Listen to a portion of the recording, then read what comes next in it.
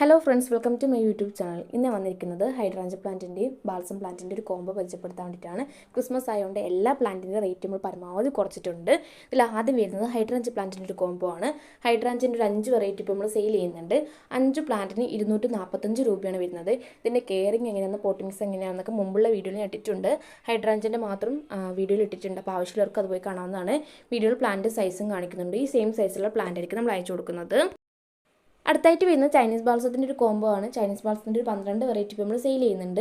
12 പ്ലാന്റിന് 280 രൂപയാണ് വരുന്നത്. ഈ പ്ലാന്റ് കിട്ടുന്നത് ജിഫി ബാഗിലായിരിക്കും. ജിഫി ബാഗിന് സൈഡ് ഭാഗം ചെറുതായി പൊട്ടിച്ചിട്ട് വേണം പ്ലാന്റ് നടാൻ വേണ്ടിയിട്ട്. അതുപോലെ തന്നെ പ്ലാന്റ് കിട്ടിയിട്ട് 2 ദിവസം കഴിഞ്ഞിട്ട് മാത്രമേ പ്ലാന്റ് റീപോർട്ട് ചെയ്യാൻ പാടുള്ളൂ. കാരണം നമ്മുടെ കാലാവസ്ഥ എനിക്കൊന്ന് സെറ്റ് ആവാൻ വേണ്ടിയിട്ടാണ്. ആ കാര്യം മെയിനായിട്ട് ശ്രദ്ധിക്കുക. അത്യാവശ്യം കെയർ വേണ്ട ഒരു പ്ലാന്റും കൂടിയാണ് ചൈനീസ് ബാൾസം. ഓവറായിട്ട് വെള്ളം ഒഴിച്ച് കൊടുക്കാണ്ടിരിക്കാൻ നോക്കുക. അതുപോലെ തന്നെ അത്യാവശ്യം വേണ്ട വളം മാത്രമേ ചേർത്ത് കൊടുക്കാവുള്ളൂ. ഓവറായിട്ട് വളം ചേർത്ത് കൊടുത്താലും പ്ലാന്റ് നാശമായി പോകാനുള്ള ചാൻസ് ഉണ്ട്. ആ കാര്യം മെയിനായിട്ട് ശ്രദ്ധിക്കുക.